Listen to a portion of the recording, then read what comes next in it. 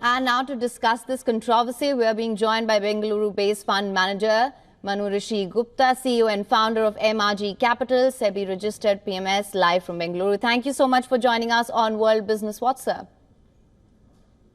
Thank you, Him. Thank you very much. Sir, now to begin with, if you had to simplify this entire controversy for our viewers, what would you say?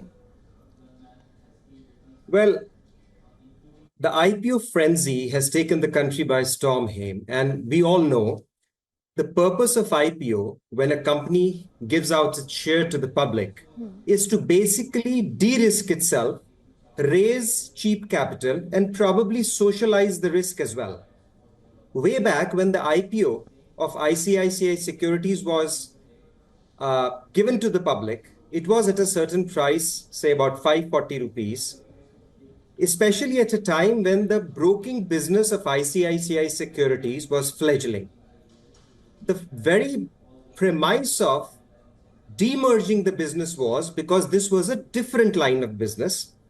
Bank was doing the banking services and the broking services were separated as a separate legal listed entity. That too at a very rich valuation of say about 30 to 32 price earning ratio. So to hypersimplify for the public at large, you sell the public a thing for 32 rupees, and many years later, when the business has become successful, is generating huge amounts of cash, is able to give amazing amounts of dividends, nearly 8 to 10% dividend yield, you are taking the business back from the very shareholders who allowed you to support it, and you're taking it back at 15 rupees or even lesser than that. So you list a company at 30 PE and you're delisting forcibly using all malified means at around 12 to 14 PE when you are nearly having 12 to 14,000 crores of cash on your books. This is a hyper simplified form or explanation of what's happening right now. And to mention, this is one of the most profitable businesses in the country because broking as a business has no counterparty risk, just like banking has. Banking has a huge counterparty risk. Broking has no counterparty risk. This particular business is operating nearly at 60% gross operating profits. And the entire peer group is now, because of the huge surge in stock markets, because of new companies coming in, people getting to do a lot of DIY investments in DIY tradings. We've all heard of lakhs and lakhs of crores of daily transaction, which eventually contribute to the profitability of broking companies. When this business has become a cash cow, you're taking it away from minority shareholders using malicious and unfair means. That is the long and short of it here. All right, Mr. Gupta, thank you so much for that quick masterclass on that. Now, that being said, just to expand on this, what's your take on reports showing SEBI facing criticism for its approval of the merger between, of course, ICICI Bank and the Securities? Well, SEBI plays the role of a judicial body, right? It's a regulator. It has judicial powers, and like anywhere and everywhere else in the world, and anybody who exercises such immense power and authority, SEBI automatically assumes and believes that everyone is proven innocent, is innocent unless proven guilty. On that premise, SEBI probably took all the disclosures, all the things that were declared on the face value, considering that ICICI Bank is a very large bank, has great corporate governance, would not do anything that is wrong by anybody in the entire scheme of things. Probably SEBI should have dug deeper into the finer details of how this is being done. See, the delisting through the exemption of the reverse book building process is the first ever time in the history of this country.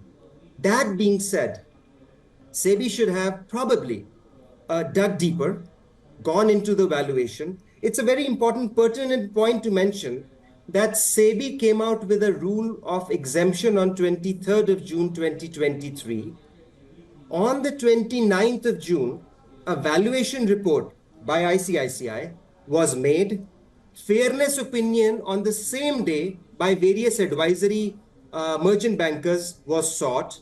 On the very same day, an audit committee gave its judgment, and the board meeting was also convened the very same day to push the entire thing through. So this raises doubt about the quality of corporate governance within the ICICI group. And I mean, a day has only as many hours. Every committee, every board has different constituent members. How can everything happen within a matter of 6 to 8 hours? So big red flag everywhere.